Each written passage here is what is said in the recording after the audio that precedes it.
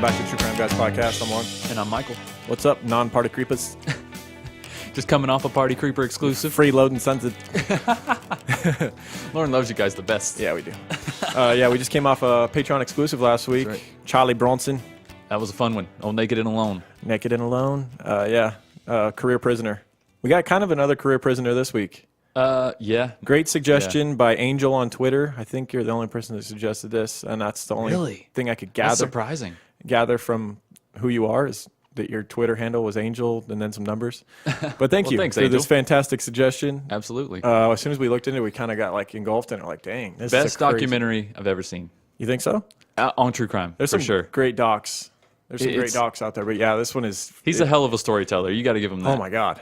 Phenomenal. He's like, there's times that you like, just from him sitting there talking in a dark room, like, and then sometimes they'll add in music and such in this documentary. It's called The Fear of 13, a documentary we're talking about. Right. But just him sitting there talking and telling his story, he's so good that you like. There's times where you almost start to tear up, and there's times where you're laughing. You're like, God, this guy like he has a really great way of portraying emotion. Like, he's just extremely genuine. Did you notice that in the documentary you don't hear any other voice but his? Yeah. And also, while you're listening to him, there was a lot of times where he stumbled in his speech. Maybe he said the wrong word or something like that, and he just left it in there. Yeah. Isn't that interesting? Oh yeah. I mean, especially like Very a genuine. Netflix. Kind of like our documentary. podcast. Yeah, we're like, fuck it. Warts and all. We're like, we don't want to go back and find those cuts anyways. Right. So. Yeah, it's too much work. I mean, they know we're dipshits. Right. Yeah, it's why I did. Yeah. Yeah, but really fun case to study. Michelle K., the crime line writer, got really engulfed in this one. She did. She was like, dude, this is like my favorite case ever now. We can't tell when she's not engulfed. She does a great job on all of them. That's why we picked her, because she's passionate about true crime. That's right.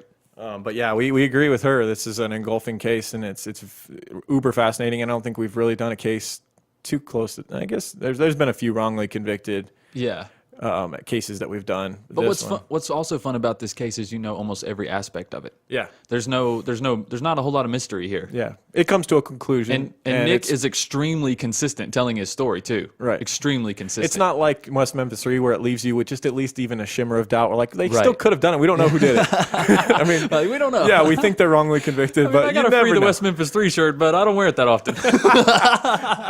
No, I mean we're like 99% sure those boys didn't do it, but we don't know who did it still, so that's the problem. This one, I guess we still don't know who did it. We don't know who did it, but we know he it wasn't didn't do Nick. it for sure. Absolutely. Yeah, so the case we're doing, if you haven't figured it out yet, Nick Yaris, we used the documentary Fear of 13, and there's also a book. And a million interviews. All kinds of, because when he first started coming out with this story, he was basically taking every interview that was given to him. Like, I wish we were podcasting when he first came out with this. We could have got him on here. We still probably could. You think so? Yeah, maybe we could do a bonus episode. Where you don't think he's too big time now? No, but I want to do the case subjectively without having him in it, because I feel like there's some things where we're like, maybe we don't see it necessarily the way he says it is. We're like kind of doubtful as to like his side of the story on some things. Nothing big, nothing that was like. Well, the documentary just seems too good sometimes. Yeah, it doesn't. In his light, it just seems too good. It's his story, so right, of course. We don't get another side to it, but let's get into it. All right. 21 years old, they told me who I was. They said, boy, you're a killer, and there's nothing to discuss. And they made up a cockamamie idea that I went out and killed this poor woman because she bore a likeness to my 20-year-old girlfriend. And they decided, you did it.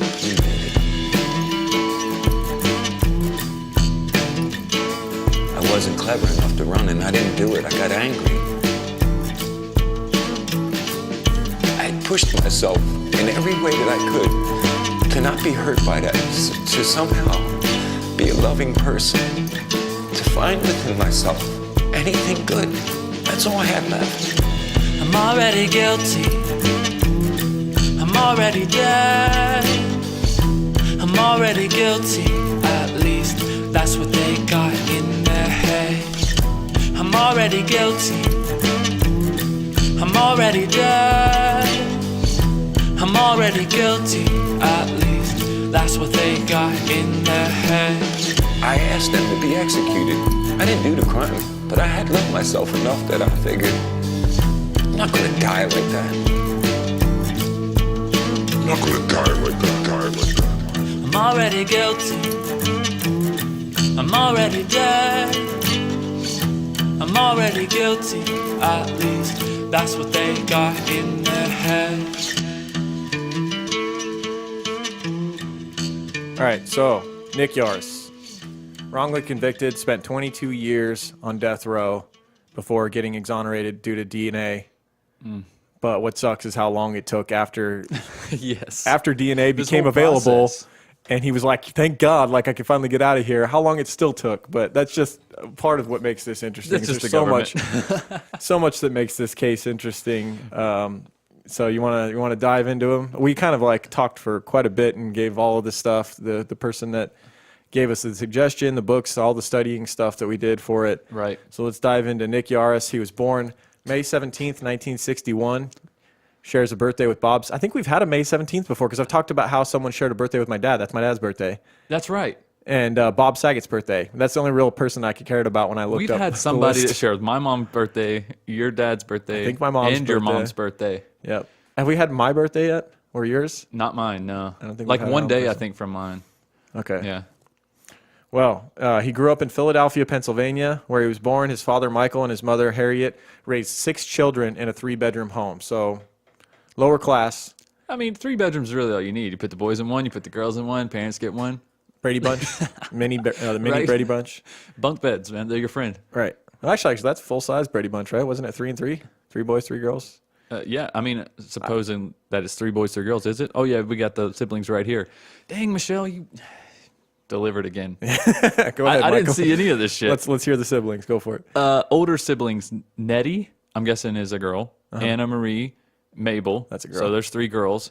Michael Jr., and a younger brother, Martin. So it was 3 and 3. 3 and 3. It's the Brady Bunch, the dysfunctional Oh, Brady don't Bunch. forget about the poodle. His name was Jocko. Jocko the poodle. Yeah. Who does play somewhat of a role. He witnessed the most early on tragic moment in young Nick's life.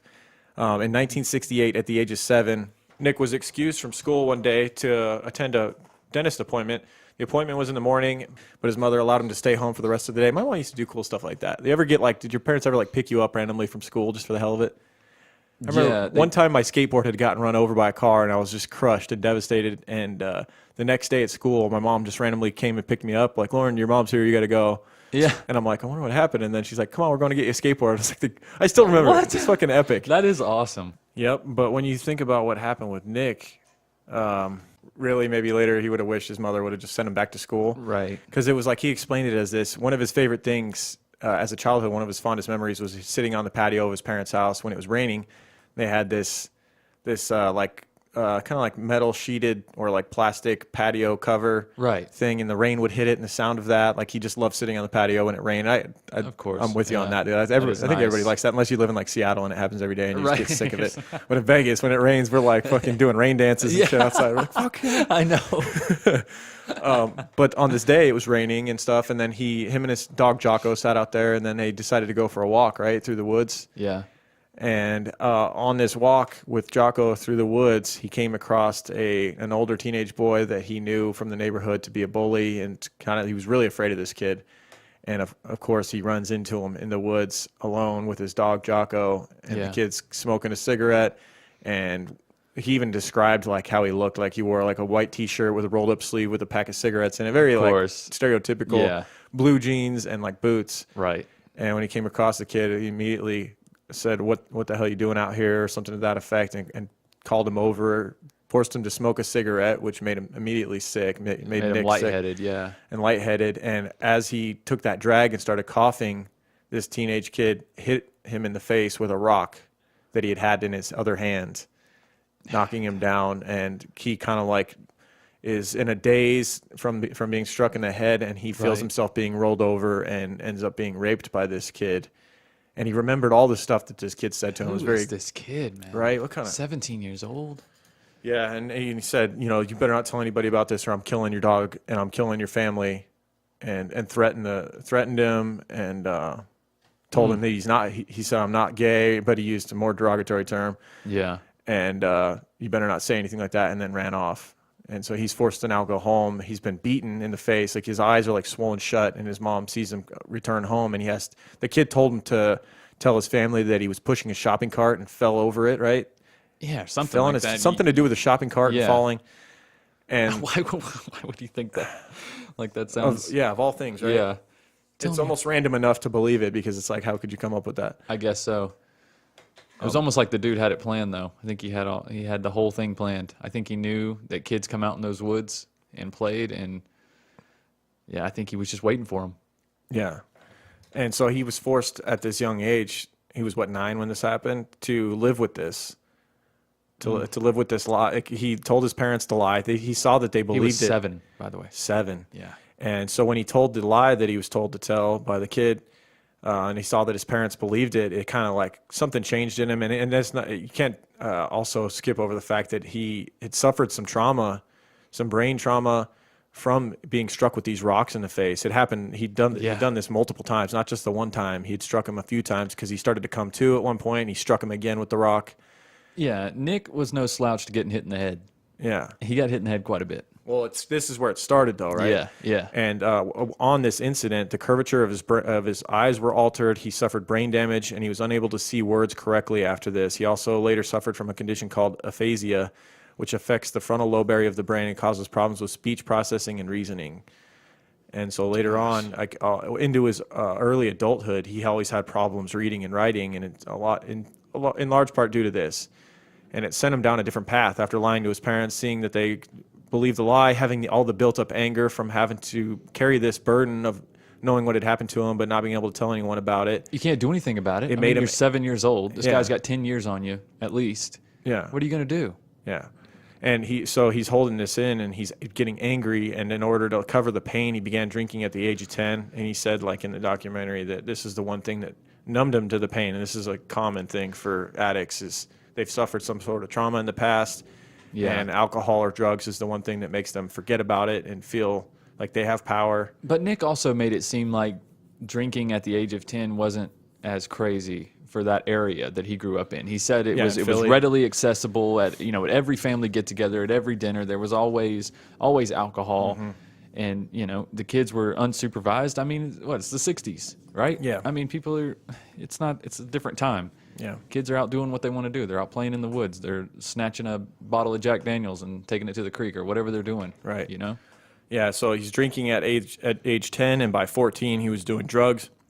By the age of 15, he was arrested for the first time while stealing from a neighbor in order to get money for drugs. He was placed in juvie, and when he was released, he went to school to a school for troubled children.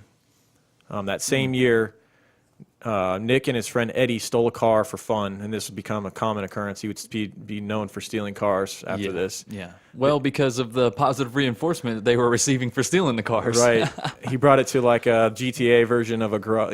This garage. They bring a chop shop, pretty much. He described it as a body shop, but this is obviously a chop shop. It's a paint and spray. Yeah. If you've ever played GTA, they bring it to a garage, and the owner knew it was stolen. Offered the kids $200 for the car. And $200 was a lot at this time. Hell like yeah. A lot. Like you imagine, it's probably like the equivalent of like at least $1,000. In the early 80s? Yeah. And so they kind of asked him like, well, do you want us to steal more? And because we can do that. Because in the 70s, else you're looking for? Because in the 70s, cars didn't have a locking mechanism on the steering column, and it was really easy to just jam a screwdriver into the ignition and steal the car and just start it right up. And Fords, too. He talked about Fords. Man, I had a 96 Ford F-150. You didn't even have to have anything. You could get in and literally turn the ignition, and it would just crank up. You didn't have to have a key or nothing. That's so stupid. In 96. What's the point of the key then? What's the fucking point? Just to get in the door? Right, yeah, I guess. It's stupid. Yeah. Yeah, so the owner of the garage, upon hearing that they would steal more, started giving them particular cars to steal. Yeah. And they would bring them in for $200, $300 a pop, and they would obviously flip that money and buy drugs with it. And by the age of 17, Nick was hooked on meth. And he describes how still to this day, when he did this documentary, he could still feel the hole in his arm from injecting. He had a certain vein that he liked to use.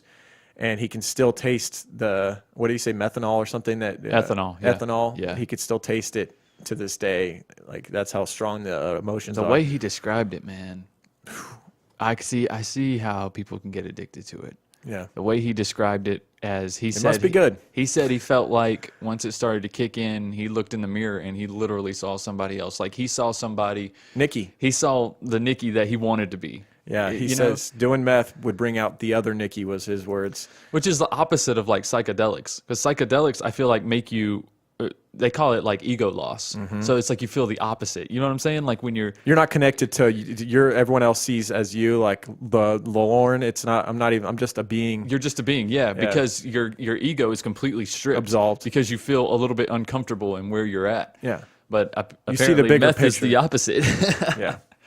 Well, they say meth and coke, like they make coke especially make you like feel invincible, like you're going to start all these businesses. Right. You don't want to talk to somebody on coke; they'll fucking drive you nuts in 5 minutes. But yeah, so he said he felt fearless while on meth, and it would bring out the other Nicky. This Nicky was strong and not afraid of anything. And meth wasn't his only vice. He was hooked on multiple different drugs, including alcohol. And in 1980, when he was just 19, he stole a car while on a drug binge and drove for 3 days to Florida. In November of that year, he destroyed a hotel room in Miami Beach and was arrested and hospitalized at South Florida State Mental Hospital for 8 months. So really going down a dark path here. What for? For destroying the hotel room. Destroying the hotel room. Yeah. Don't people do that all the time? And it might have been like check out. It might have been his behavior when they caught him. Yeah, I guess so. He's probably doing something crazy. Yeah, he may have something been. like the stuff that Bronson witnessed. Just coke all over the table. While in these mental places. Yeah. Eating his own shit or something. Oh, God. No, I doubt that. Nah, he wasn't doing that. It's funnier if you listen to the Bronson episode. Yeah. It was at this hospital that Nick was diagnosed with the aphasia mentioned earlier, and he was finally able to get treatment for it. So he probably didn't know what the hell was going on, just that he was struggling with things that normal people didn't have an issue with. Like reading was like really hard. Well, he wasn't really very involved in school. That's to true. be fair. I mean, this is a guy whose school was just a place to go hang out with friends, and he even said that in the documentary. Yep. Like school, he did not take school seriously at all. No. He did just enough to get by. Well, he didn't need it. Barely. He was probably making more selling these stolen cars than most of the kids' parents that's that were one at thing I school with noticed him. too in the documentary. You know, with every car he stole, he said he was netting more and more cash. So he must have been stealing higher quality cars at some point in time. Because I know at one night he says that we're probably getting to it here pretty soon, but he'd stole 2 cars and sold them for $500 each, and then went on like this crazy binge. Or this might have been what he did before he went to Florida. Yeah, I mean, it reminds me of like Goodfellas when he's talking about when he was a teenager and he was doing this stuff for the mob, and he's like, I was making more money than everybody's parents on the whole block. You know, like how am I going to go to school now? Like, what's the point? Exactly. Yeah. So when he was committed in Pennsylvania just for the crimes he committed down in Florida, his parents were able to raise enough money to bail him out, and they allowed him to live at home while he cleaned up his life, or tried to. In 1981, September, at the age of 20, he was able to get a job at a retail store in Philly. He was off drugs, and he felt like he was getting his life back together. And it was at this time that he met a woman named Teresa, who would later become his girlfriend. The relationship, however, was over nearly as soon as it started. When it ended, Nick quit his job and slipped right back into drugs and alcohol and crime. So he was probably looking for a reason to sulk and get back into it again. Right. And he's probably making pennies compared to what he was making. Right. And his network around him, his family relationships were strained, and his siblings were not doing much better than he was. His brother, Michael Jr., suffered brain damage after falling from a roof at age 18. He required brain surgery, which left him with a completely altered personality, and he too became an alcoholic. His other brother, Martin, was also a drug addict and alcoholic. Because many of them were addicts, it was difficult for them to live in the same house together. They would often get into violent fights and completely destroy the house that his parents were. That's so scary, man, that like just falling off a roof could change your personality. Oh, dude. But when you think about what makes up you and your personality, your memories and you know the way your brain functions and stuff, it can be altered because it's just chemical reactions and stuff. It's so scary. Sam Kinison, prime example, supposedly, you know, the famous comedian Sam Kinison from the 80s. Supposedly when he was a kid, he was like a totally normal kid, and then he got hit by a car.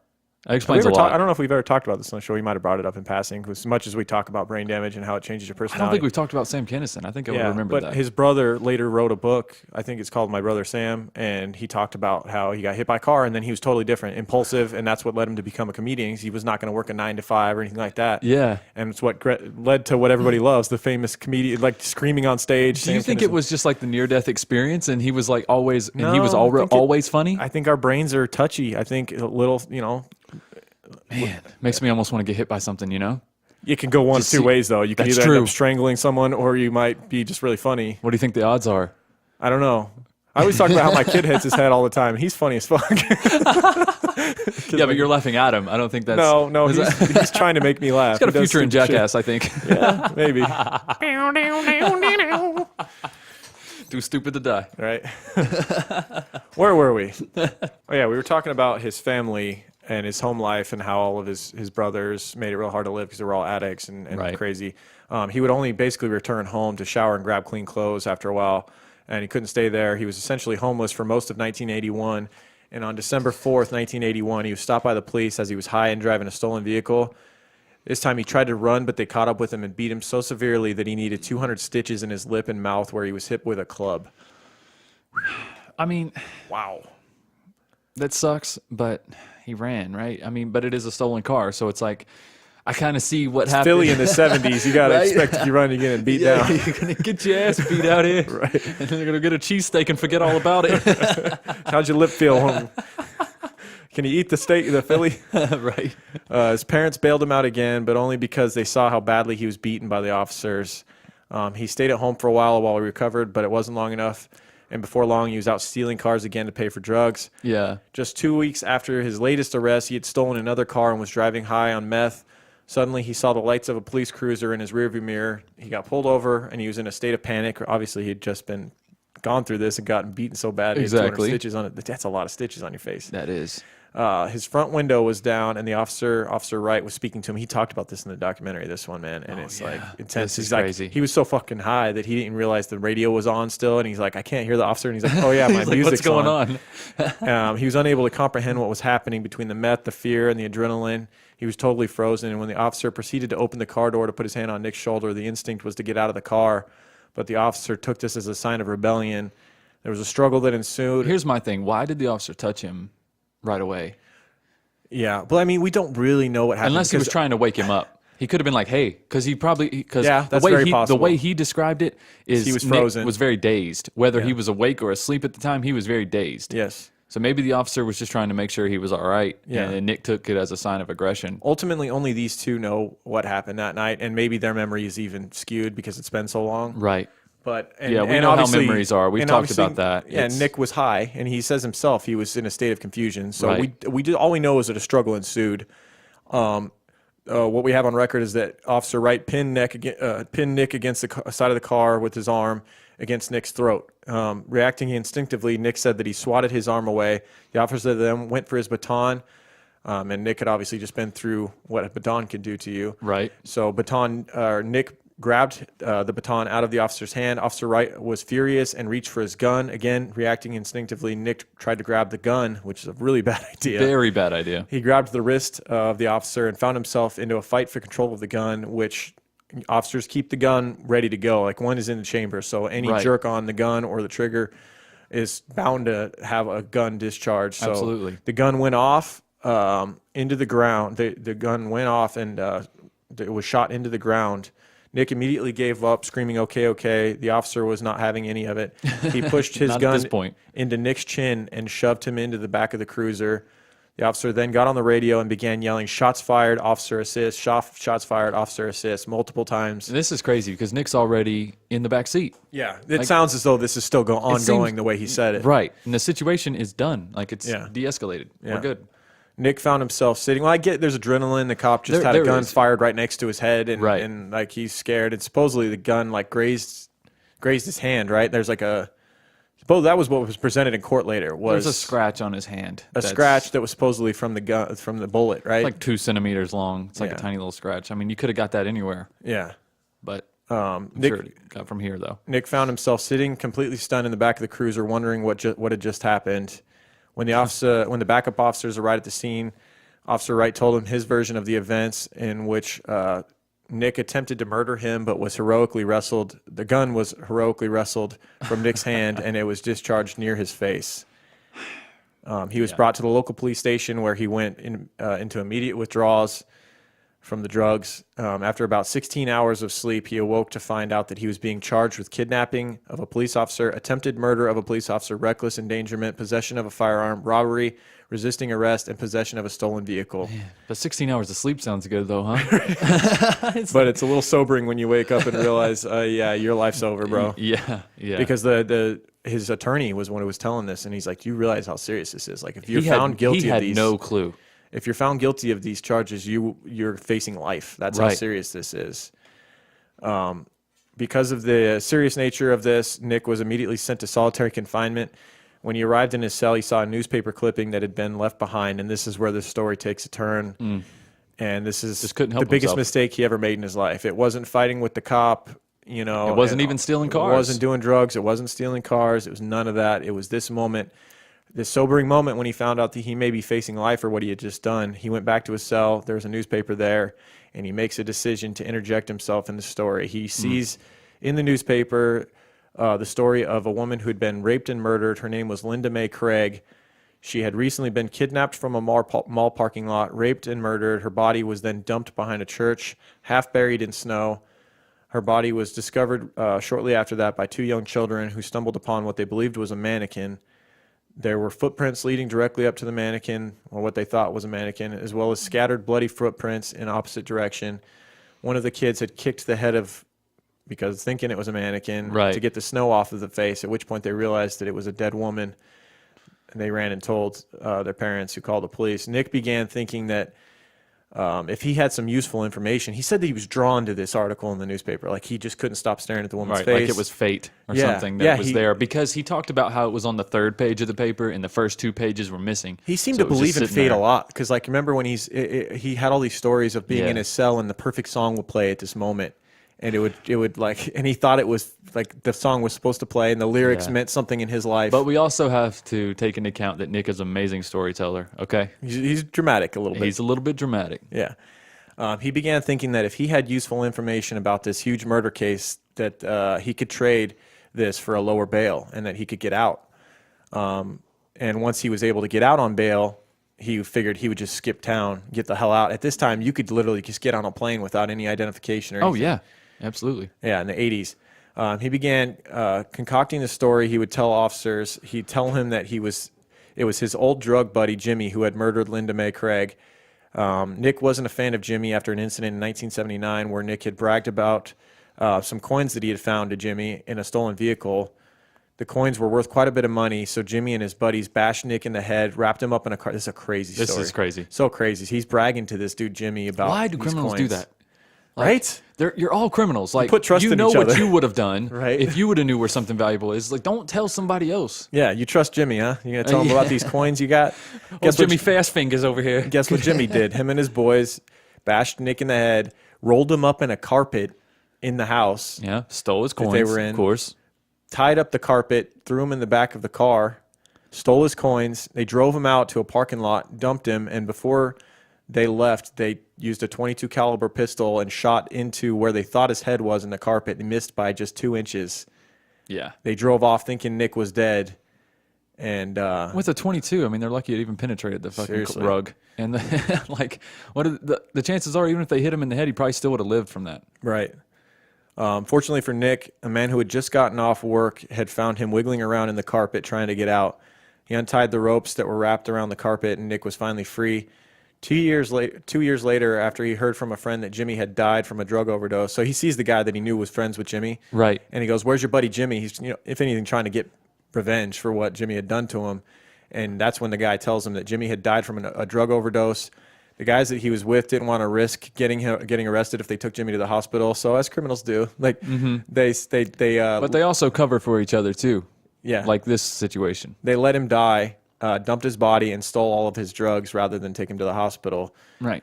That's what they told Nick. That's what they told Nick because they knew Nick was looking for him for not good reasons. Right. And Nick was like, okay, right. Let's give up the search then. Yeah.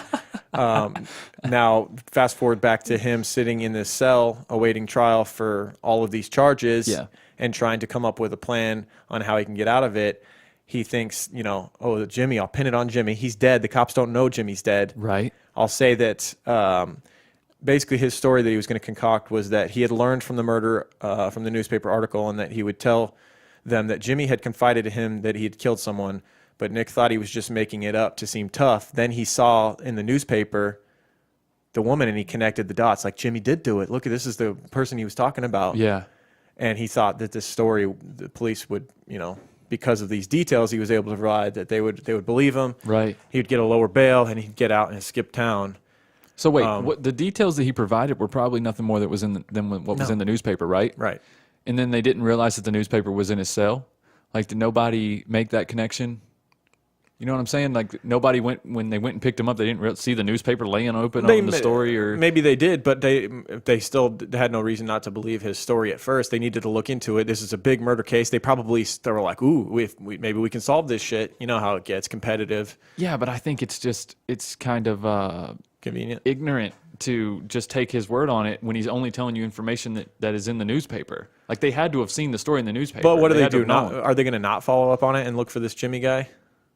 Of course they should. Well, yeah. I mean, they should follow up on it, but yeah, at the same time, okay, they did. And the problem was that when they followed up on it, they found Jimmy. Jimmy's not dead. No, he's not. Jimmy's not dead. Jimmy had cleaned his life up. He was one of the few that had actually gotten out, cleaned his life up, and had like a family now.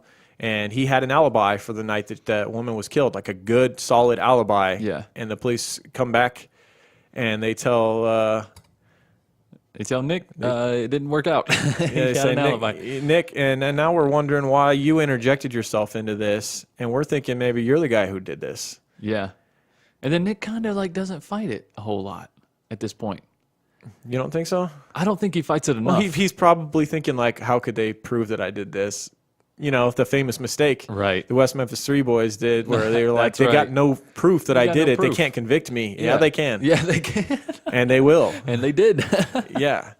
Yeah, so once they discovered that Jimmy was alive and he had an alibi, suddenly Nick went from being the hero informant to a main suspect in the rape. Because we didn't really talk about the behavior they displayed when he came forward with, I think I know who murdered that woman. They treated him like a king for a minute. Yeah. They started looking, they brought in some new detectives, and they're looking at his charges, and they're going, Nick, what's all this bullshit? Like, they're trying to really railroad you here. You're a good guy, Nick. Making him think that, like, oh yeah, you're getting off on this, But the irony of it is they were right at that point. Yeah. They were right to treat him like that, because they're looking at it and they go, you're just a car thief, Nick. Like, you didn't do and that's really all he had done at this point. Yeah.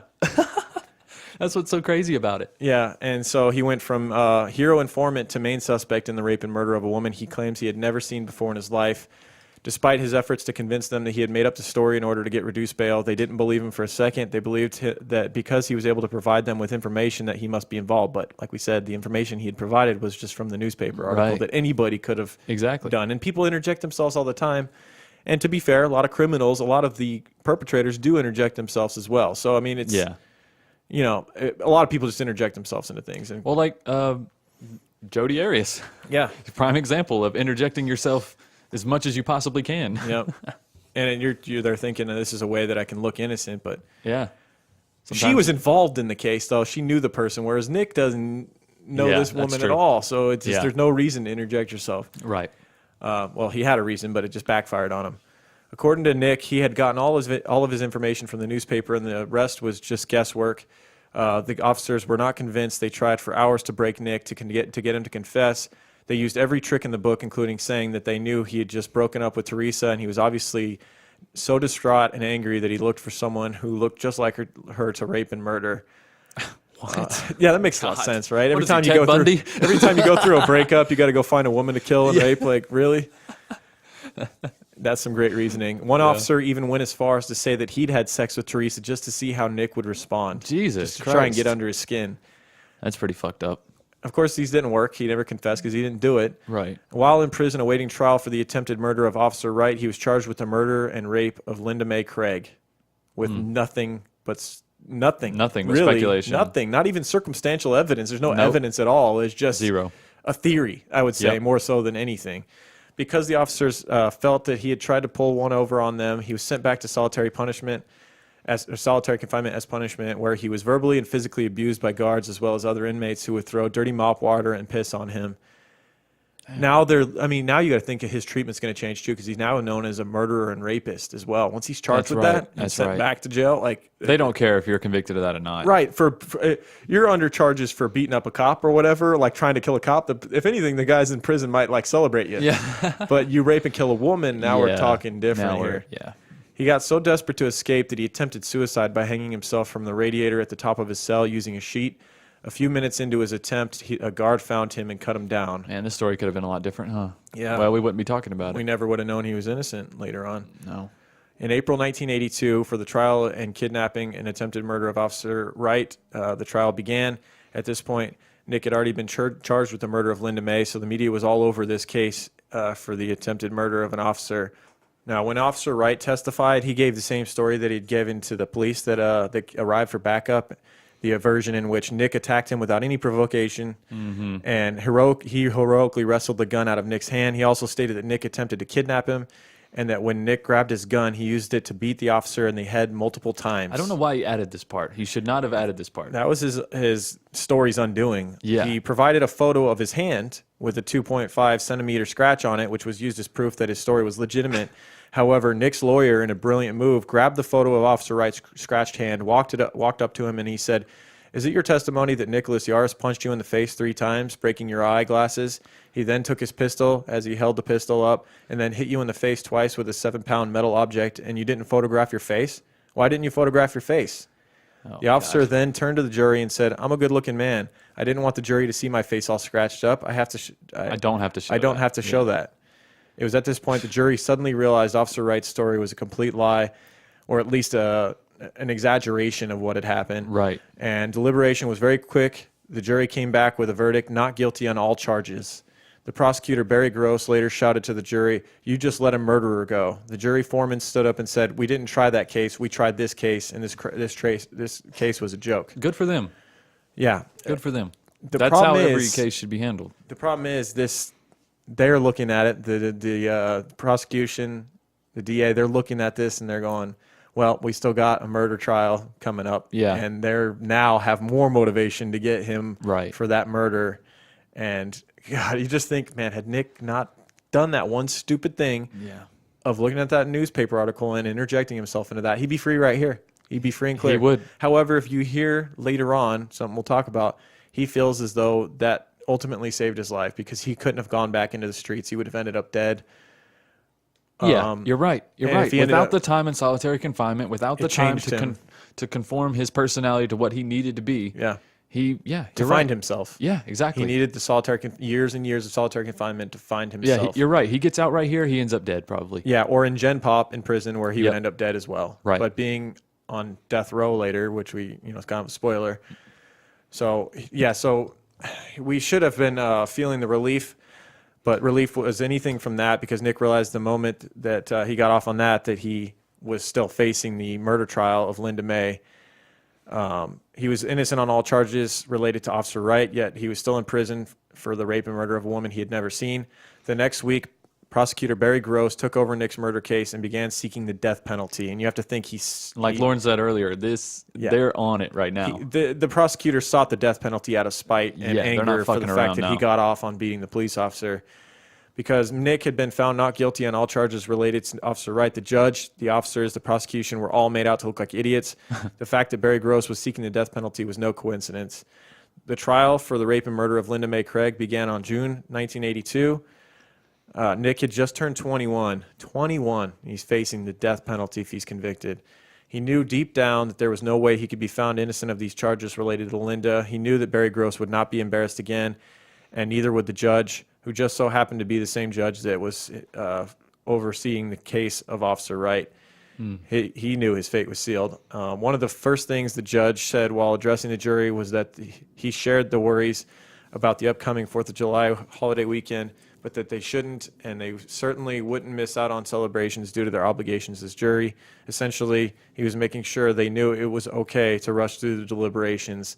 A few of the people who took the stand against Nick, an inmate, Charles Castellano, who was placed in the cell next to Nick by officers so that he could try to catch Nick confessing to the murder.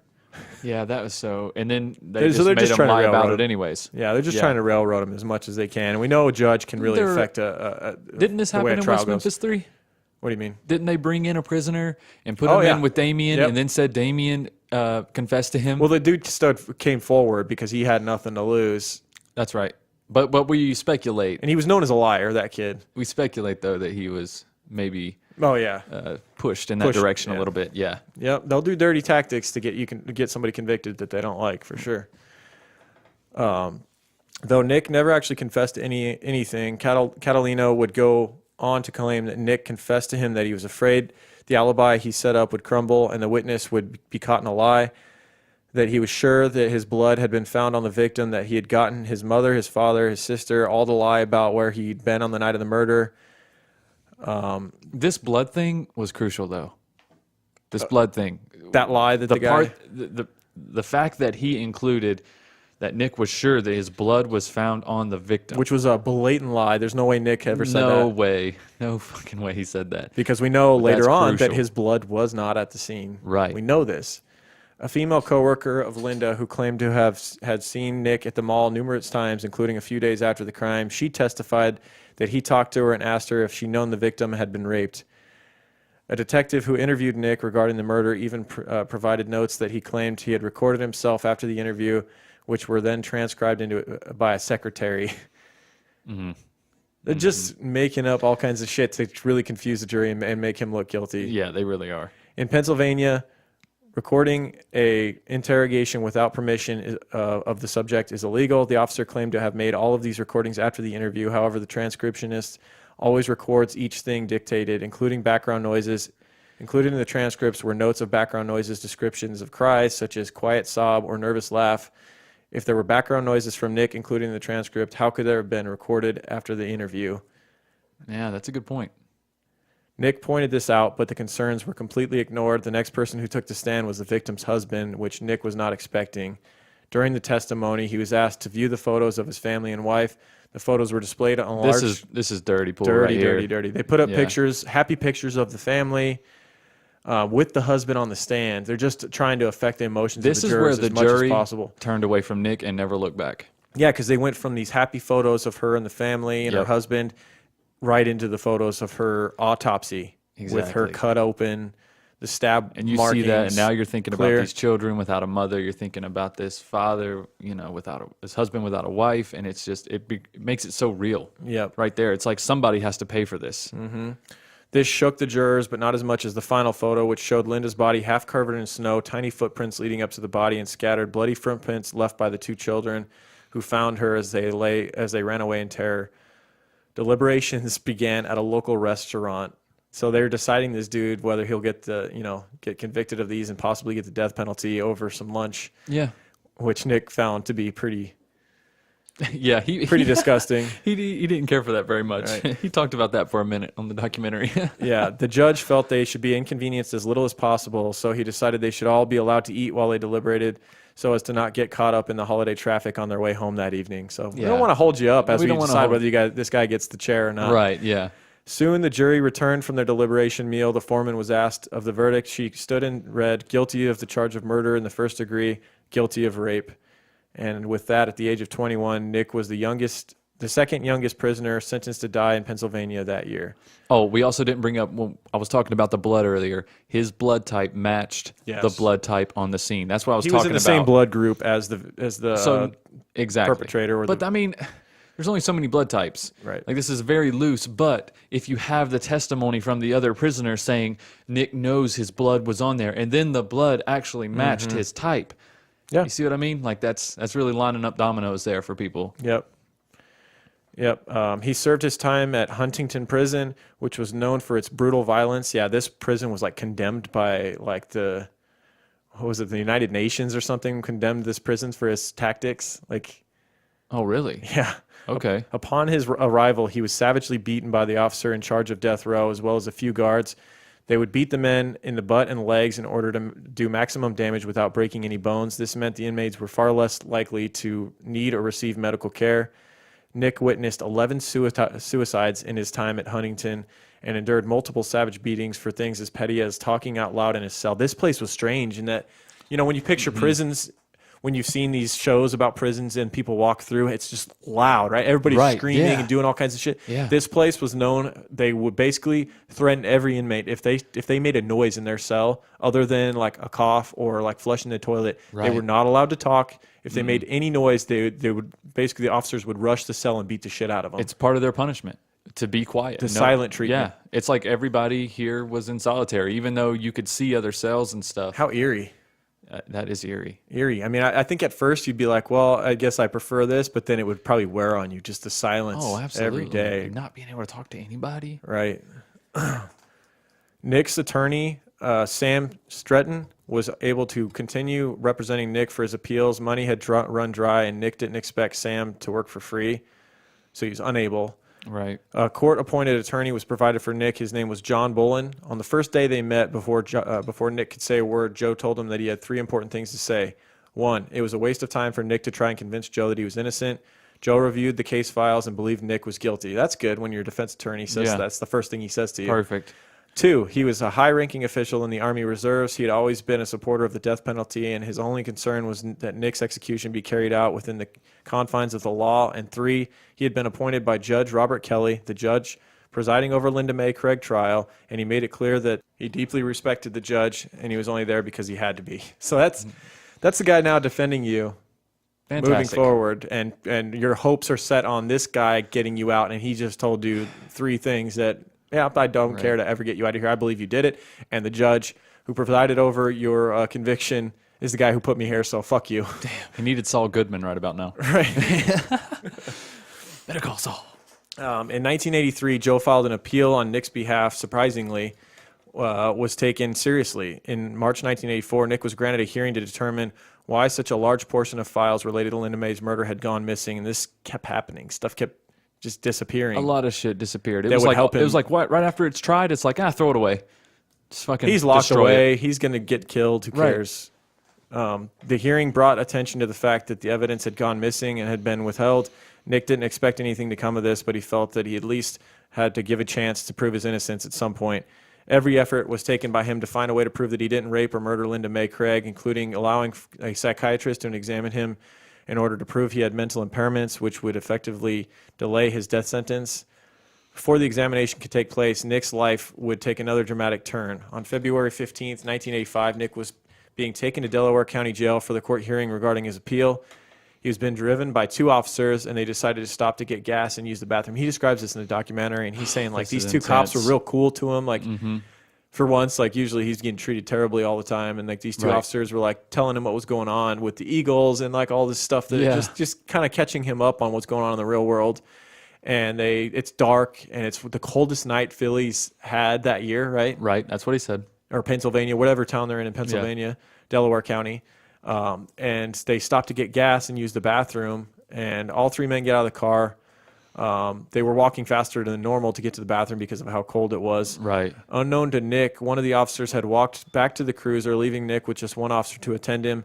He went into the bathroom, and without paying attention, the officer who was watching him, he began heading back to the car. He assumed the officer was right behind him as usual. He walked right by that officer, and he almost describes it as like the officer had Held his the arm door up open? over the door. Yeah, and Nick walked under his arm. It's like he was holding it for him. So that officer obviously knew that he was heading back to the van. But the other officer was around the corner from the 2 of them and just saw Nick supposedly like jogging towards the cars. I'm guessing it was because it was cold, but like me and Lauren were talking about this. We're like, why would you jog free? Why would you even... Maybe he felt comfortable with the 2 of them. Well, they obviously felt comfortable with him, at least the one that took him to the bathroom, because he's like, go back to the van. However, the cop that was back at the car and couldn't see the other officer just saw Nick jogging towards him unattended by the other guard, immediately pulled out his gun or put his hand on the gun. Right. And Nick saw this and immediately was scared. Yeah.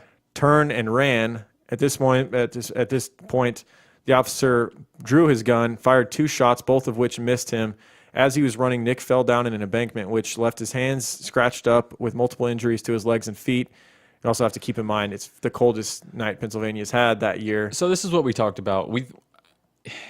If you wanted to escape, you can just say that, I think. Yeah. At this point, like, no, it's not the right thing to do, but you're also going to be killed for something you didn't do. Yeah, you're saying on death row. You're going to death row for something you really didn't do. Like the way Nick tells it is... No one's going to believe you, but you know you didn't do it. Crazy circumstances, but when the officer draws his gun, you could have easily just froze. You could have just stood there and been like, okay. Right, put your hands up. Whatever, whatever. Even if, your hands are already handcuffed, just put them up in the air. What we're saying is that we find his story a little hard to believe. Right, because what he does when he immediately starts running, right? Yeah. He runs towards a glass window pane of a restaurant, so if they shoot at him, You got all these innocent people in the background. Which was he brilliant. knew that, and he knew that. Yeah. Why do that if you're just trying to stay safe? Like, what was... He's afraid they were going to kill him. Well, then why not run in front of the window, then turn around and put your hands up? Because then he knew he was going to get brought back and beaten savagely for trying to run away. That's what I'm saying. Like, I don't know. At what point did... There was what a we're point, saying is there was a point where he wanted to get away. What we're saying is we think it's a good possibility that Nick just tried to escape, and we would back him up 100%. Yeah, if we that's totally what he tried back to you do. up, Nick. Dude, you're going to death row for something you legitimately didn't do. Obviously, no one else knew it at the time but you. We now know that you hadn't done it. And so if it were us and we saw an opportunity, we would have fucking made a run for it too. Especially if I'm a car thief and I know that I can get away. If Nick is kind of like lying about how this series of event went, we just wish he would have just said, like, look, I tried to escape because I was going to death row for something I didn't fucking do. Right, I saw an opportunity, and we would have totally been like, yeah, it makes sense. Right. But I mean, I guess if he really was afraid, the cops pulling the gun and he just runs, it makes sense too. But it does, and you only have a split second to think. We don't know what we would have done. Once in again, that situation. we don't know have the no truth clue. here, but we just have a theory. So yeah, he runs off, and he's not prepared for the kind of cold. He's being affected by the temperatures. He's shivering violently, and now there's a mass search out for him. There's a death row inmate that's escaped. And obviously he's immediately hearing all these sirens and cop cars coming. There's a helicopter. Right. He talks about the helicopter. He had gotten away from all the officers, the cars, the squad cars, and the officers. Exactly. And he was hiding out in this embankment, right? And the helicopter finds him as he's moving from one spot to another. Yeah. And the spotlight is just on him. It just stays on him. And he's like, dude, I'm fucked. However, because it was the coldest night, the infrared heat detector was not working because of the cold had made it malfunction. Right. That's the only thing that allowed him to get away. Lucky. Right. Get away from a helicopter. Right. But yeah, he was like in socks, wasn't he? He didn't even have, did he? Or he maybe had those slippers on or something. But he talked about later how blistered his feet were from running through the woods and stuff. And how he pulled like all of his muscles. You imagine if you'd just been sitting around in a cell and all of a sudden you're sprinting in the freezing cold. God, he pulled he pulled his groin and his hamstrings and everything. His feet were probably destroyed. Yep. He was able to get away over 3 miles from his starting point and decided to hide behind the police precinct, which is brilliant. That is pretty brilliant. They're not going to think you're going to hide there. No. He then stole a car and started driving back towards Philly to his sister's house. He called her and let her know he was coming. She then gave him $200, some gauze, Band-Aids, and a hat. From there, he headed to New York, where he stayed at a $7 per night hotel for a week until he rested up, healed from his night out in the bitter cold, and figured out what to do next. He then went out a few times for necessities, food, clothes, and shoes, all purchased with money he had stolen. So he's back to crime again. Yeah. While in New York, he went to a high-end restaurant and waited outside the restroom, waited outside the bathroom until he saw a man walk in with no jacket on. He walked past the man to his table, stole the coat, which had his wallet in it. He then had his credit cards. He stole a fur coat as well, which was worth like thousands of dollars. He stole this really... Yeah, he said it was worth like $5,000. Yeah. Now, with the stranger's credit cards, he bought a plane ticket to Orlando. Back then, we mentioned you didn't have to even have an ID to get on a plane within the U.S. He had no trouble getting to Florida. While in Florida, he started going by a new name, Daniel Joseph Corbett, which he had gotten off a gravestone he had seen. Oh, no, that's a terrible idea. When he went to a pawn shop, he traded the fur coat for a gun and a few $100s. Now, this is a criminal shit that you don't... I always wonder, like, how did these criminals get involved in so much stuff? It's because they meet other criminals, and those criminals get them involved in more shit. Yep. The guy who ran the pawn whole shop... underground world. The guy who ran the pawn shop, knowing he's a criminal, knowing they're both criminals, he immediately confided in Nick, and well, he didn't know his name was Nick, but in this man and said, I know someone you can rip off. I know this guy who has a bunch of valuable coins, like each coin is worth $300, and he's got a bunch of them. He's got at least 100 of them or whatever in his house. Mm-hmm. Gave him this guy's information, gave him his address. Right. Nick then went by the guy's house. The guy was standing out front, talked to the guy, kind of like got a little acquainted with him. Well, he pretended like he knew him from prison. But the guy knew that Nick didn't know him from prison, but they kind of played stupid with each other. You think so? Or you think the other guy just wanted to act cool, like he remembered him? I feel like that was the way. The other guy was acting as though like Nick, I kind of, but he knew he didn't know him. Yeah, he didn't know him. And they get into some thing where they're like, okay, well, I got these. Nick said he had pills that he could sell, right? For a good discount or something like that. Right. And the guy got in the car and let Nick drive his car or some shit. Nick had to drive his car because all the local police knew that guy didn't have a license. Okay. So they're driving together, at which point So he let some guy that literally just walked up into his yard drive his car. Like, what? to go do a pill drug deal. Right. And of course, Nick pulls out the gun and tells him, give me all your shit, give me all your jewelry, give me that wad of cash you've been flashing to me to show you're a big shot. Yeah. And tied him up. I guess this was a little guy. Nick tied him up. He said he was like 140 pounds or something. Yeah, tied him up, and he told him he was going to his house to get those coins now. Yeah. I don't know why he needed to tell him that. That guy was like, no. Right. Well, Nick is like trying to play the good guy with no choice right here. I feel like that's the persona he's trying to put on. He's trying to be like, I took all this stuff from you, and I kind of got to go back to your house and get this stuff. So if you'll just sit here tied up, that would really appreciate it. Yeah. Like, I got to do what I got to do. Of course, when the guy found out that he was going to his house to get all the shit, he freaked out, started fighting with him. Nick was able to get him tied up, put him in the trunk of his own car, and started driving back to his house. However, at a stoplight, he didn't realize that he hadn't really fully latched. This is some bullshit off like Tommy Boy or something. He hadn't fully latched the trunk. The trunk had gotten caught on like the rope that he tied him up with, or the shirt that he tied him up with. Yeah. And the dude was able to kick the trunk door open, get out of the car and run. And the person that was parked behind him at the light, he starts running up to the guy, the lady behind in traffic, and pounding on her window and saying, he kidnapped me. He's trying to rob me. He robbed me and he kidnapped me and all this shit.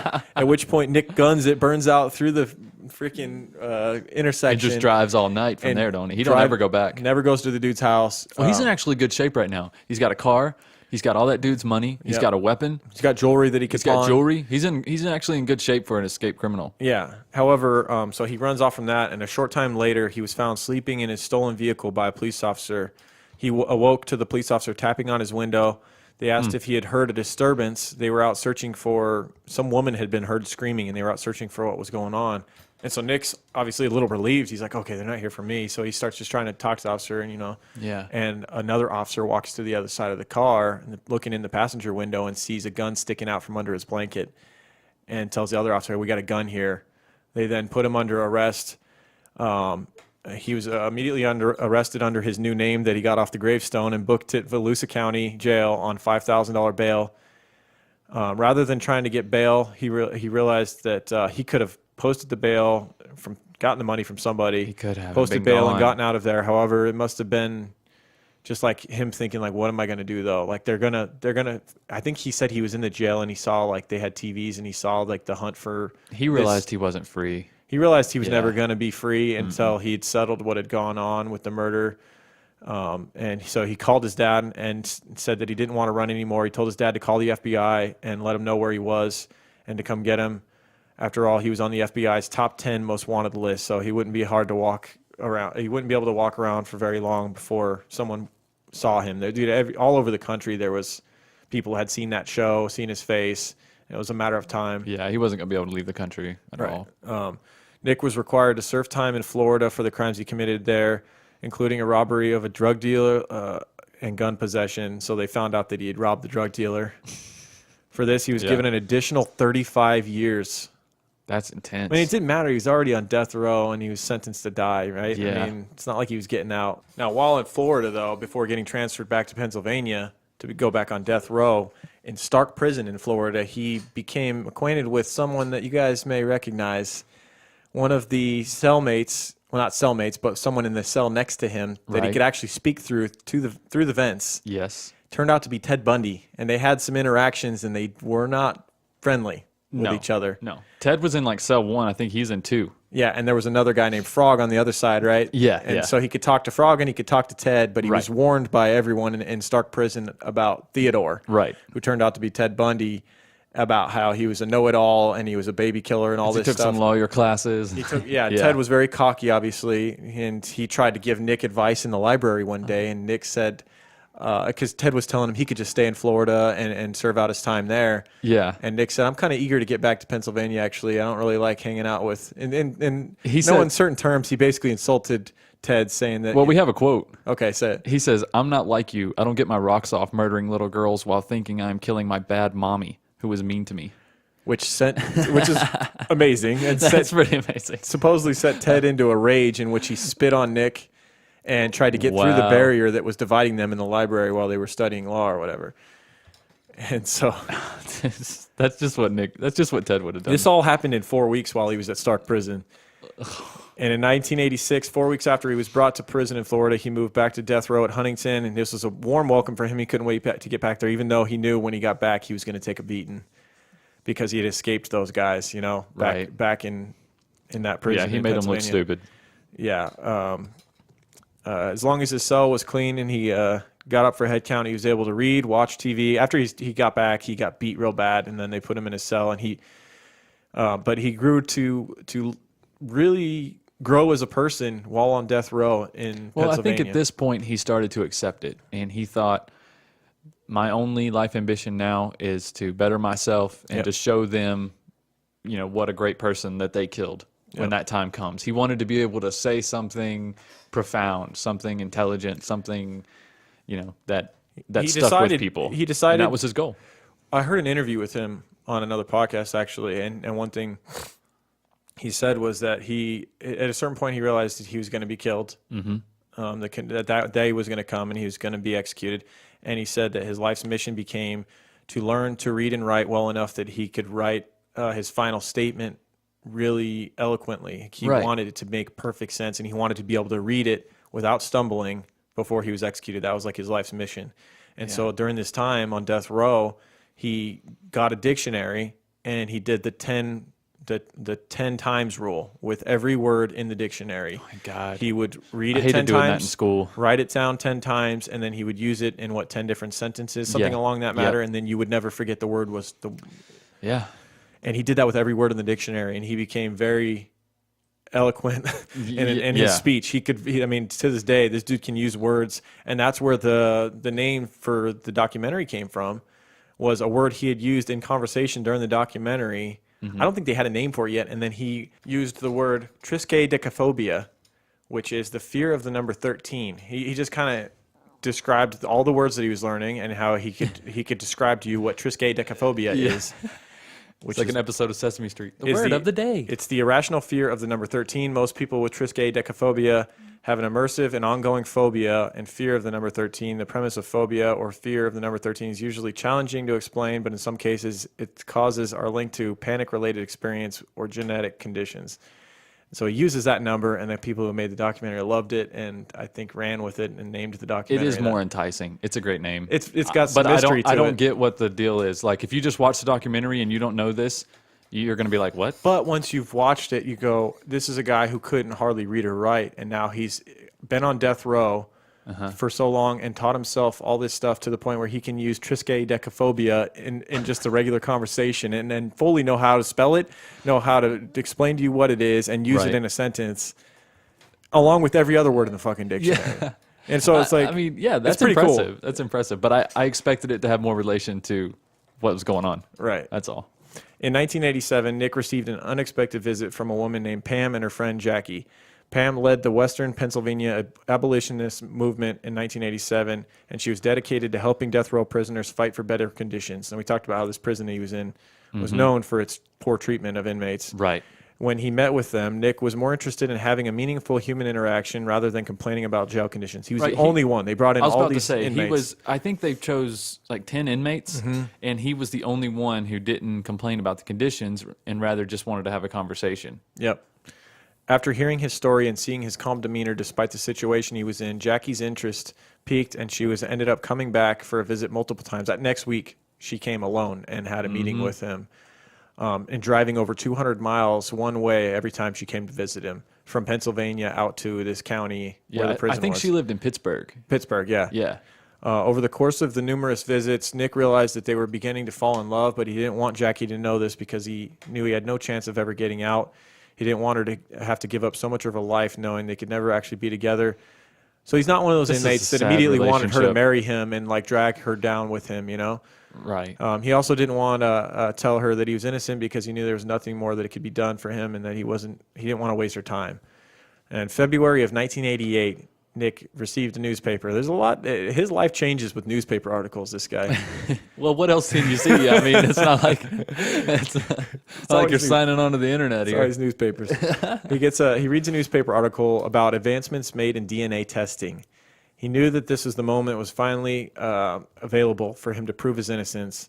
He called his attorney, good old Joe Bolin, who had actually done something positive after receiving the letter from Nick for new DNA testing on the evidence from Linda May's murder. He had gone out to the county coroner, to the prosecutor assigned to the case, and they'd all agreed further testing should be done. So he's actually, say what you want about he didn't believe Nick at all. Right. Early on, he made that known to him, and he knew that he was friends with the judge that got him, that sentenced him and all that. But he's at least doing his job. He's doing his due diligence as an attorney. Right. Well, I think Joe's doing this now. It's because, like, okay, fine, I'll test your DNA, so you'll shut the fuck up, and we'll see that He probably you're guilty. still believed he did it. Yeah. Well, sure. Let's prove that you're guilty, so we can put this whole thing to rest. Yeah. Nick told everyone. He wrote to his family. He even told Jackie during her next visit. He told her that he could finally tell her how he felt about her, knowing that he was going to be exonerated. He finally told her he loved her, basically. Yeah, he did. And he said, I did not kill that woman. I want you to know. Now there's DNA that's going to prove it. And by the way, I love you. And she said, well, let's deal with the first thing first. Yeah, let's then we'll get to the love. Right. Because what do you say at that point? Like, right. Being her, but she obviously cared for him. Yes. Because this is such a sad relationship during this whole story. The excitement soon turned into overwhelming devastation, though, when Joe informed Nick that he spoke with the coroner, who told him the autopsy material collected from Linda May had been accidentally thrown away. There's no accidents. He did not accidentally throw this away. That's such bullshit. How often does this shit happen, dude? Good God. Like, this fucking preserved evidence, right God damn it. This part right here is the most annoying part of the story for me. I remember watching the documentary the first sitting time. on death row. No, Right? that did not happen. Imagine that sobering moment when you're excited, and then you talk to your attorney and you hear that, and you have to make that walk of shame back to your cell, knowing, okay, well, here we go. I'm back facing the fucking electric chair for something I didn't do again. Right. And Back I'll at never square get out one. of here. Yep. Back in my 8x10 cell, if that's even as big as it is. There were only two slides of blood left, but they had already been stained with chemical using for the testing process, and they were no longer viable to collect DNA. Of course. Nick, after this, was beaten down but not deflated. He poured through the court documents and found that some of the autopsy material had been sent to an outside facility for testing and had never been returned. So he writes to the lab director to find out whether the materials were still at the lab, and to his surprise, they were. Approval was granted to send those new materials to a lab for testing, but when the trial prosecutor found out, he personally went to the lab to get the DNA samples to bring them over to the new lab. And of course, they never arrived. They remained in the personal possession of the prosecutor for the next 2 years. Unbelievable. How could they? I know, right? They should not be allowed to touch it. Like, the prosecution they have motivating factors. They don't want this guy to conflict of see the interest outside. out the ass. Yes. Like, how can this happen? Yes. In June 1989, after many failed attempts to get the DNA to the right place, Nick filed a new motion of his own. He had discovered a new pair of gloves had been found in the victim's vehicle, but this evidence was improperly withheld during the trial. These gloves had the victim's DNA, they had the suspect's DNA inside, and they had sperm on them as well. You literally couldn't get a more DNA riddled piece of evidence than those gloves. What the fuck was this murderer thinking? Right? He locked them inside the car, the victim's car, on purpose to taunt the police because he didn't know about DNA back then. Dude, do you think this was like a serial killer, rapist, or something? This doesn't sound like a one-off. Quite possibly. The kind of person that does this doesn't do it just once. Exactly. It's probably a serial killer. Interesting. Hopefully, it's one that got caught later and didn't keep roaming doing this kind of shit. Right. Nick soon found out that there was no documentation of the gloves ever having been existed, and he spent the next 2 years trying to get a hearing to review the evidence that was withheld, as well as bringing to light the fact that nearly all the evidence from the trial had simply gone missing. Imagine how, like, you're just sitting day after day after day on death row. Everybody's treating you like shit because they think you raped and killed a woman. Yeah. And you're just waiting for these new motions, and you hope that motion goes well. And if it doesn't, or these new hearings to hear, what you've brought, and if they don't do anything, or if a piece of evidence that you're counting on gets lost, it's right back to your cell. And there's nothing you can do about it. You can't personally make sure they don't get lost. You can't personally take it to the DNA tester. Like, you can't do anything. Your hands are completely tied. Yep. 10 years after he began fighting for DNA testing, Nick was still in prison. He and Jackie had married in 1988, hanging their hopes on DNA testing setting him free. After nearly 10 years of marriage and 5 inconclusive DNA test results, 5 inconclusive. Imagine the frustration with that, too. It finally gets tested, but there's nothing either way telling you innocent or guilty. Jackie couldn't take it anymore. They were divorced in 1998, but Nick knew this was for the best. All his options had been exhausted, and he resigned himself to the fact that he would never leave prison alive. And he said that he was almost this moment of, like, peace and happiness when she decided to leave him because he felt like he wasn't dragging her down anymore. Yeah. He sat down and wrote her a long letter about how, he still loved her and she did the right thing. He felt like an anchor on her life, and now she can finally go and be free and not be dragged down by this whole process. It's one of those emotional moments in the documentary where the perfect song came on as he was writing this letter to her. I forget what the lyrics were. Something about setting her free or something. Right. It was perfect. Yeah. In 1997, the gloves from the victim's car had been found and were sent to a lab along with all the remaining DNA swabs taken from the victim's clothing, which was previously deemed to be too degraded to test, but was agreed that they would try anyway. The package, however, had been broken open in transit, and the evidence was considered tainted. Bullshit! What the bullshit? Time after time, dude. What the fuck? It's like Ace Ventura. They're just kicking the fucking bag down the street. What the fuck are they doing? What are they doing? Would you tie it playing to a football with it? What messenger are you doing? pigeon? Motherfuckers. Like, what are you doing? The lab director refused to do any testing, knowing that it would be simply fought by the prosecution because it had been tainted. So even if it proved his innocence, they would just say, well, it was tainted evidence. It can't be it was presented. open. Who knows who touched it? And it just gets worse. In 2000, Nick was confirmed to have contracted hepatitis C through some shoddy dental work at Huntington. So they had busted his teeth out there by beating him so bad. Right. And when he went to get dental work in the prison, they didn't clean the shit, and he got hepatitis C, and he was slowly dying. Like, he was whittling away. He'd lost like 30 pounds in a matter of like a month. He spent his days tired, miserable, and in pain. He agreed to get on trial medication, but it just made things worse. He started suffering from the side effects of this medication after a few months, and he went blind for 3 days at one point. This was crazy. When he was describing this, he was like out in, I guess, the yard or whatever, and he said he just looked to the sky. He was watching some guys play basketball, Yeah. and he was looking up at the sky, and he just went black. Yeah. God damn, that's got to be scary. Yeah. I know one time when I was younger, I was 13, and I was in a baseball tournament, and I got hit in the head with a baseball, and my vision went blank for about 10 seconds. Freaked me the fuck out. Really? Dude, all I seen was like purple. You know how Daredevil sees? Yeah. Like, that's what it felt like. Everything was like purple with just like little outlines. It scared me to death, man. Should have tried to fight somebody during those moments. It broke my helmet. It Holy went shit. through, like, the dude threw very hard for that age. It was like AAU baseballs when it was first coming out. So, like, people were drafting players from, like, all over the place. And I was 13 playing in a 15 and under tournament. Wow. And this dude was 15. And, dude, it hit the side of the helmet, cracked it. It literally took out like a semicircle out of the helmet and hit me right in the temple. Imagine if you weren't wearing that. You probably would be blind. Yeah, absolutely. Wow. That's crazy. In 2002, after being transferred to a new prison where he did his best to help others stay out of trouble, Nick was hit with the news that his younger brother Marty had died from an overdose. So this dude's just on a bad luck streak. It was in December for like 20-something years. I was about to say, like, when do you call it a bad luck life? It was in December 2002 that Nick decided he would write to the judge in charge of his appeals to request that they execute him within 60 days as a letter, as was the law. So if someone on death row specifically writes to the person in charge of his appeals and requests this, and said, he even put in the letter, I am doing this and I am not insane. I would like to be executed within 60 days. He was done. He had given up hope. He knew he would never get out. But by doing this, it put into action what he'd been trying to do for these 10 years since DNA had become available. Actually, over 10 years at this point. Right. The judge who received the letter decided to disregard the request for the time being and look at all because the judge doesn't know what's going on. He gets this letter and he's going, okay, this dude wants to be executed.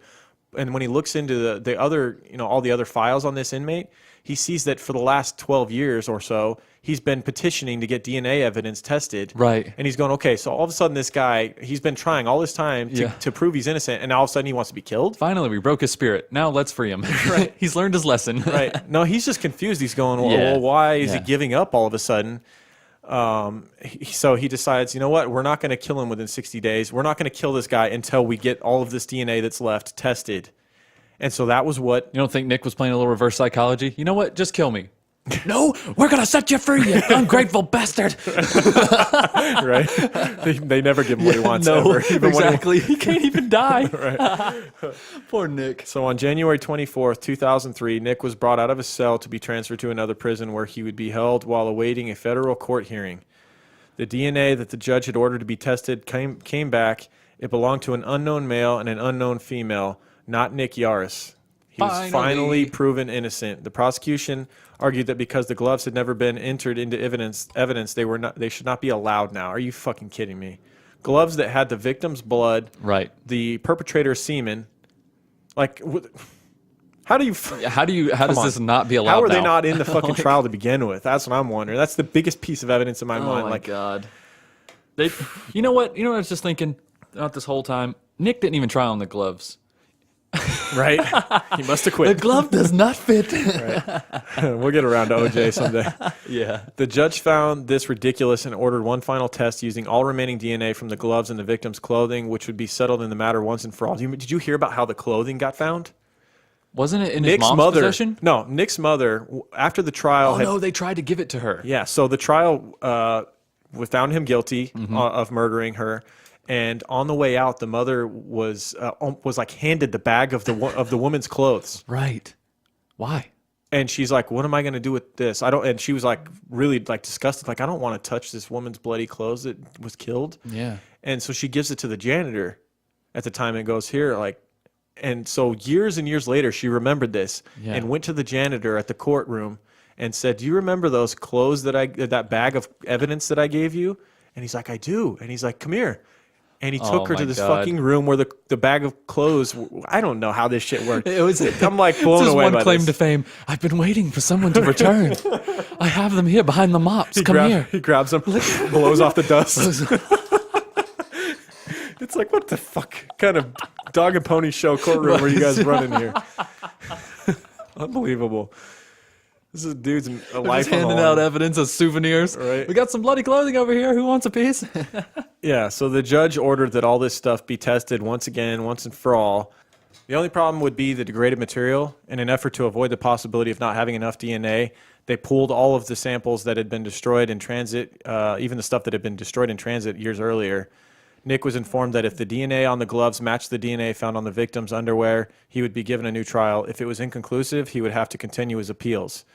4 months later, on July 2nd, 2003, he received a phone call from Michael Wiseman, a lawyer of the Federal Defenders Association. He was calling to report the findings from the DNA test. The DNA from the gloves matched the DNA from the victim's underwear. What's more, the DNA had been found under the victim's fingernails, also matched an unknown male DNA from the gloves and the underwear. Wow. So this... effectively, he just fucking hung up on him. He was like, "Hell yes!" This effectively exonerated him and proved his innocence. And and he said that when he was sitting in his cell, they brought this phone to him, and he was totally not expecting this at all. He was just like completely caught off guard, like because they said they were testing it like 3 months earlier, and he still hadn't heard anything. He was starting to lose hope. Yeah, it would be another 7 months before it was official, but Nick Yaris, who was the first death row prisoner in Pennsylvania history to prove his innocence using DNA evidence, was finally free.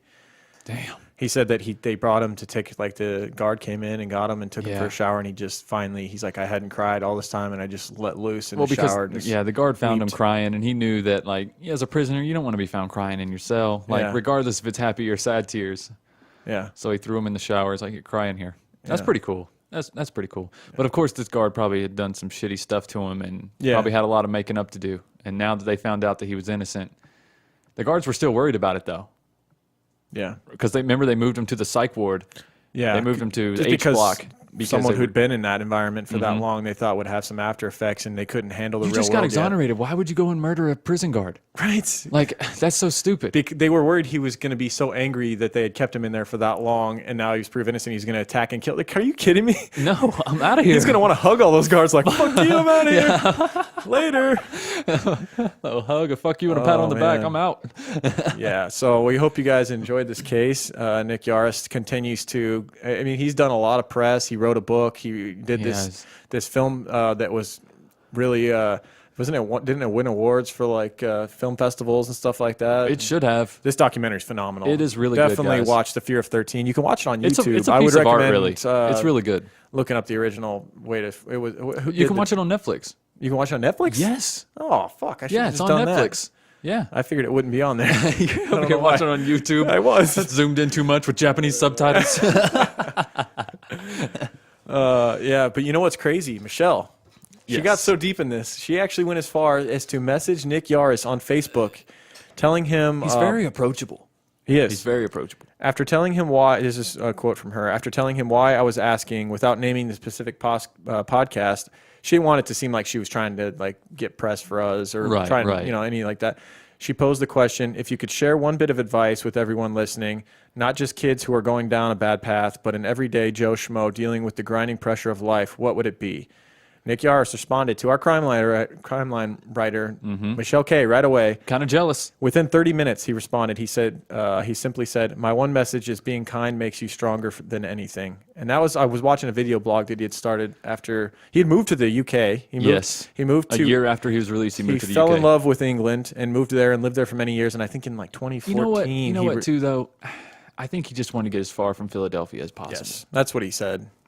He said you can't go back in that. And his family made it difficult because they're like, you don't talk like us, Nick. You don't act like us. Well, of course not. That put me in prison for fucking 20-something years. I think he returned in 2014 and started living in California. I don't know where he is now.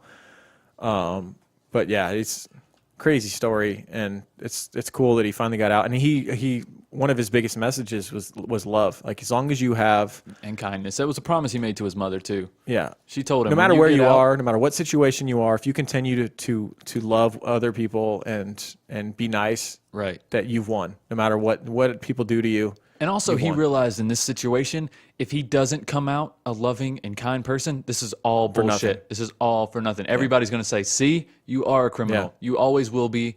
Yep. They've still won even though you're out. Exactly. And so he knew he had to change. And he also knew that had it not been for these circumstances, any other circumstances, he would have been dead. Absolutely. Pretty much. Like we said, he cheated death he was so many going down times. such a bad path, and he had the environment he was in, that he'd been raised in, that he was stuck in with the drugs and the crime. Right. He would have, when he gotten off from the original charges for the attempted murder on the police officer, had he gotten out, he would have been right back in the streets doing shit again. Absolutely. He would have ended up in prison, and then he would have been in that regular general population prison system, and he would have continued to get worse and probably gotten shanked at some point, or who knows. But he said that all that time being on death row by himself taught him who he was. Reading books, he became absolutely obsessed with reading books, and he said he had found it a true accomplishment that he had read like 1,000 novels or 1,000 books. He read like 1,000 books in 3 years or something? Yeah, and he just fell in love with reading books, mysteries, all kinds of crime books, anything. Yeah. But super, super fun case. We hope you guys enjoyed it. Go check out The Fear of 13. Incredible story. Guys, check out that documentary. It is a work of art. It's awesome. It's phenomenal. It really is. And it's just Nick telling the story, and the scenes are reenacted, but it's phenomenal. Yeah. All right, well, let's wrap it up with some Oh My Gaia. Oh My Gaia. Oh My Gaia. We smell damn good right now for good reason. We do. I got my fireside on today. We have the best sponsor in the world. We do. Oh My Gaia is an innovative all-natural deodorant, fragrance, and beard oil company specializing in paraben and aluminum-free products. Their innovative line of deodorants inhibit the growth of odor-causing bacteria while maintaining effectiveness. At Oh My Gaia, they use only all-natural paraben and aluminum-free organic ingredients. They got a ton of scents. Like I mentioned earlier, we have our own scent, True Crime Pine. I'm wearing True Crime Pine today. Oh, are you? We were recording. They're on the TCP. I was wearing some yesterday. I'm wearing Fireside today. I like to mix it up a little bit. I was wearing Fireside yesterday, so we flip-flopped. All right, that's good. We don't want to smell exactly the same, right? Not on the same days. I also absolutely love Lumberjack. There's some amazing scents. Egyptian musk. I love Egyptian musk. But sandalwood. But if you don't like scents, you can also get unscented, or whatever, or get a scent. I suggest, like we always tell people, get a scent that you're very familiar with to try out. One you're going to love. I mean, she's got vanilla, cherry almond, sandalwood, lavender, lemongrass, coconut, dreamsicle, leather, lumberjack, honeysuckle, fireside. And then she also has new ones that she's adding all the time. Go follow her on Instagram at @ShopOhMyGaia. And if you order something, right? If you order something and pay for what you ordered, right, and you just message her and say, "Hey, I wouldn't mind trying this scent," she might send you a little sample. Yeah, maybe you're not quite sold on True Crime Pine. You don't know that it's the greatest scent out there. Yeah. Then you might just want to get a sample. Right. Just but don't hit her up for samples unless you're a customer. Right. Please. Nobody does that. Right. What is this, Sam's? All right. So you can use Crime Guys, code Crime Guys for 15% off. It's all one word, CRIMEGUYS, if you don't know how to spell Crime Guys. And you can find her at @ShopOhMyGaia on Instagram, like I said, or ohmygaia.com. And that's OHMYGAIA.com. Oh My Gaia? Oh My Gaia. Check out our Patreon if you haven't yet. If you like this show and you want more, you've binged all of our episodes.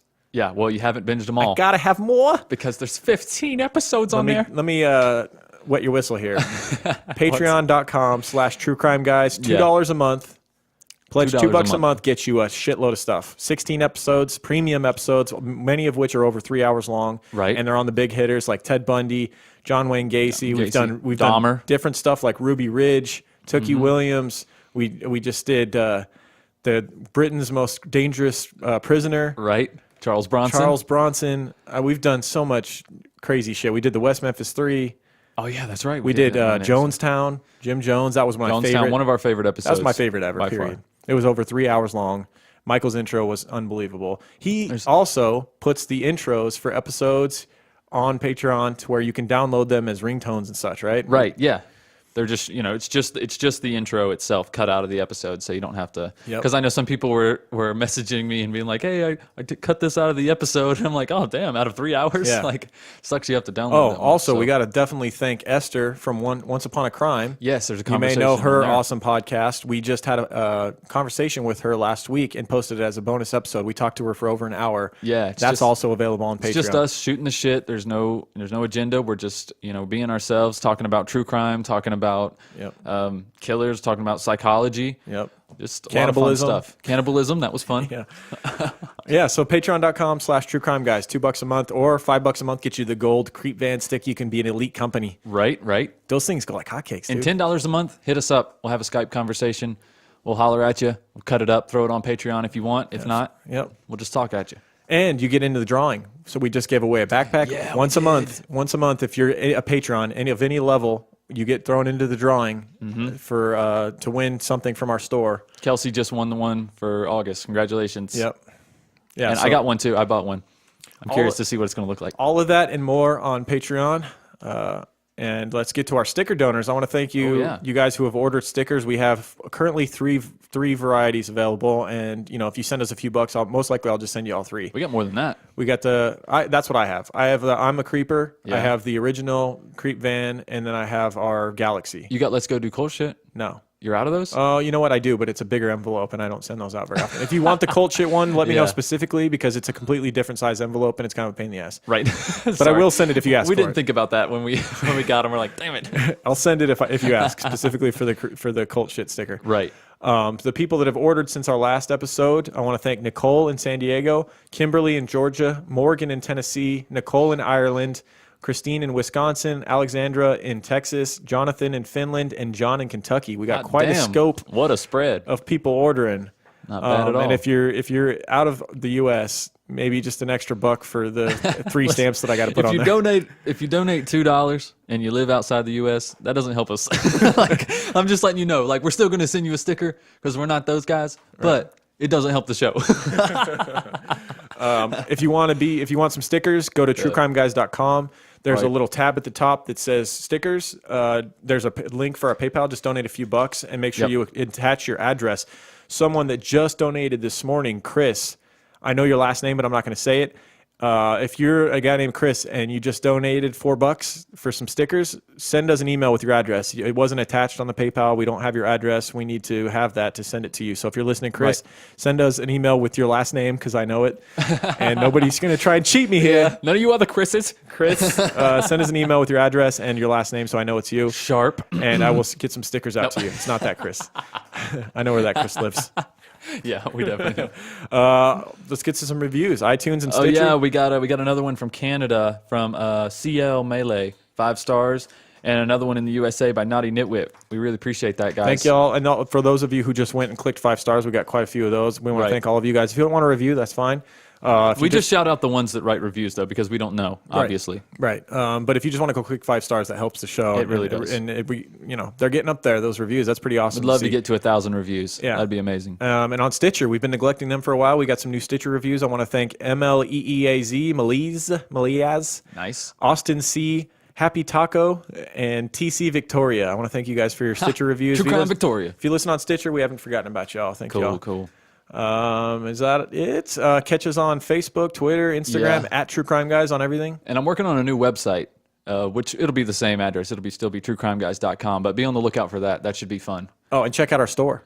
Yes. Check out our store. If you go to KenCustom.com. Or if you just go to truecrimeguys.com, there's a link for it Yes. there. There's a tab at the top that says True Crime Guys Store. Click on that. That's easier. Yeah, that's the easy Good way. point. Truecrimeguys.com, and then Yeah. there's a tab that says Store, and there's awesome shit like our Galaxy backpack. I might have to get one. They're fucking. I'm gonna badass. get one. Yeah, I'm gonna get I don't one. know of when the I'll use it. smaller ones but it's- probably. I don't know just when carry I'll my use laptop in. It's and back to stuff. school time, guys. Get one for your kid. Yeah, they're pretty Mainly cool. if they're in high school. Yeah. Maybe not elementary.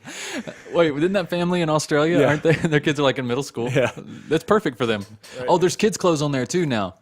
For whatever Boom. reason, The you Baby want a Creep is- True Crime Guys Galaxy kids shirt. You can get them on our Kin Custom site, which is kincustom.com/True Crime Guys.